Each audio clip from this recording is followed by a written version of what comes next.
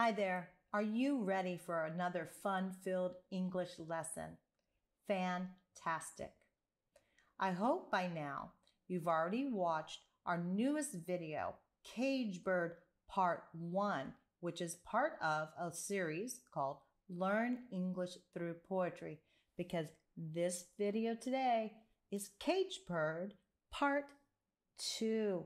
That's right. Today I'm going to take you step by step through the poem Cage Bird by American poet Maya Angelou as we learn and explore the meaning and the language choices used by this amazing poet.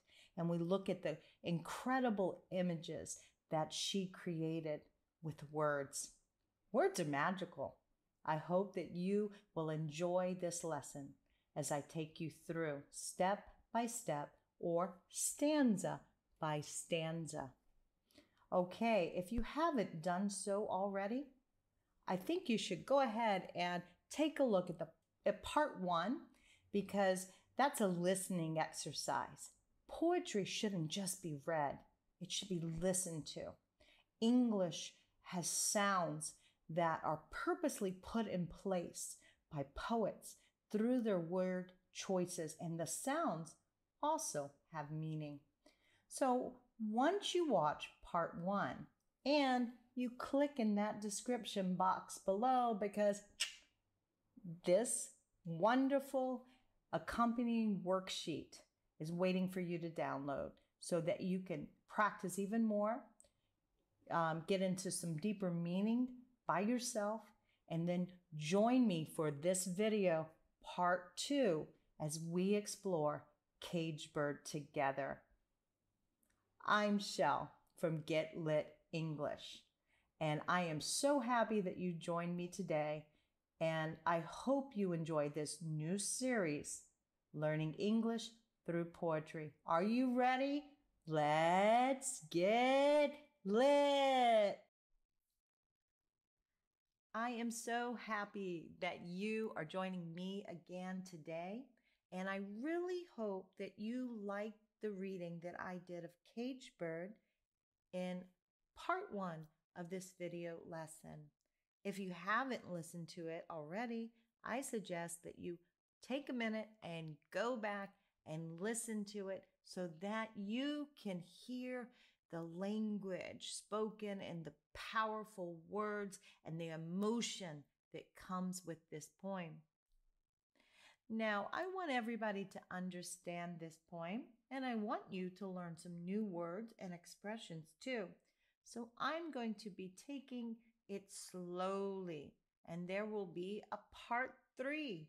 But today, we're going to be talking about the free bird. Part 3, we will talk about the caged bird. Are you ready? Let's get started. First of all, let's just talk about birds. Birds are normally a symbol of freedom and infinite possibility. This poem is taking a look at the comparisons and contrasts between a caged bird and a free bird. This poem is what we call an extended metaphor, because the birds are symbols of something else. The poet is talking about those who are unprivileged, are caged, versus those who are privileged and have freedom. Another theme in this poem has to do with inequality. There's all types of inequalities in the world. Feeling of being unequal, feeling of things not being fair, not being just. Let's look at the image of the free bird and see the language choices and the vocabulary words that the poet has used to describe the free bird. First of all, we're looking at what we call a stanza. In poetry, we don't use paragraphs. We use what's called a stanza in order to organize a group of lines. So right now, we're going to be focusing on stanza 1. The free bird. The free bird leaps on the back of the wind and floats downstream to the current ends and dips his wing in the orange sun rays and dares to claim the sky. This poem begins actually somewhat unexpectedly because even though the title is Caged Bird, the first stanza gives a description of a bird who's free. He's free to explore. He leaps, he flies to the sky, he floats down a mighty river. And I'm coming back to this.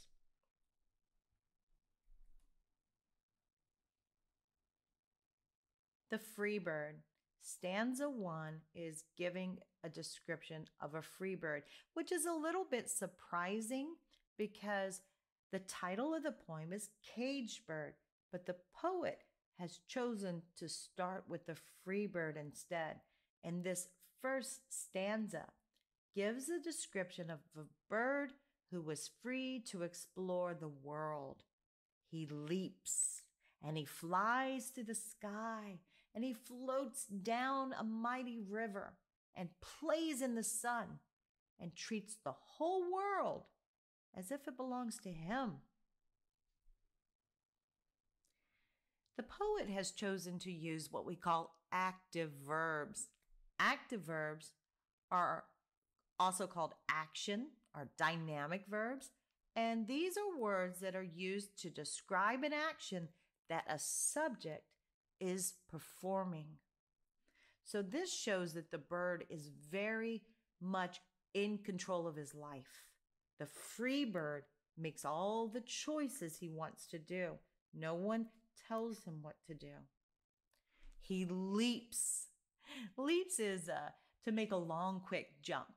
And it's a very playful, active word. We think of children leaping, frogs leaping, fish leaping, dancers leaping. So it brings a playful freedom feel to the poem, which works really well with the word floats, that brings a relaxed feeling, carefree, no worries. To float means to move slowly and lightly in a liquid like water or in the air. Dips. The bird dips his wing in the orange sun rays. To dip is to plunge down very quickly, very swiftly. It's also a very fun, playful movement. Dares. To have the courage to do something. It says he dares to claim the sky. We think of people we use the term daredevil. Somebody dares to do something. They're very brave. These active verbs in the stanza are creating an impression that the free bird has a very active life and he can explore the world and express himself any way that he wants to. What we also see are a bunch of nature words like wind, downstream, current, orange sun's rays, and sky. All of these words in orange are describing the natural world. And the free bird uses nature as his playground, and he leads a very natural life. What this means is everything comes easy to him. Everything comes naturally to him. He doesn't have to work really hard for anything. It's just there at his disposal. The current, it talks about to the current ends. A current is a body of either air or water, that's moving in a certain definite direction. We can use the phrase water current. We can use the phrase air current. Downstream. Downstream is the direction in which a stream or a river flows.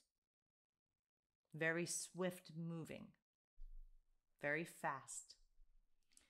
Orange sun's rays. The rays are the light streams that come down from the sun. And orange is a very vibrant color. And it gives just a beautiful image of light, of warmth. And we can imagine it's either being dawn time, which is the beginning of a new day, a sunrise, which shows possibility, freedom. A lot of metaphors are being used in this poem. And a metaphor is a figurative language technique that writers use to bring meaning to their poems by using comparisons of picture images, really, that people can understand. So we see here, we have a lot of images that are expressing the freedom of the bird, the freedom that he has to enjoy and to explore the world. For example, till the current ends is a metaphor which expresses the idea that the freedom the bird has to explore the world is almost limitless. No limits. Limitless, to be able to do anything you want to do, go anywhere you want to go. The possibilities are limitless. Another very significant, important metaphor is the last one of the poem that says, he dares to claim the sky. This suggests that given the freedom that this bird has to explore the world, the bird can eventually take ownership of the sky. He's very powerful. He feels, very powerful, and that nothing can stop him. We have an expression in English. It's called the sky's the limit. Maybe you've heard this expression. This means that there's no limits, that anything is possible, nothing's holding you back. The sky, of course, is very, very high up there, it's limitless. We can look and see, and it goes forever. So this expression means you can achieve anything if you really, really want to. There's also something called imagery that's used in the poem, and that's when the writer paints a picture with their words. Words are like the artist's paintbrush and colors and paints, and words can be very powerful. And here we see the image floats downstream. The image of the bird floating downstream suggests how effortless and easy and relaxing his life is. He can just go with the flow. Maybe you know this expression. That means to just do anything at any time, not having anything that holds you back, but going with the flow.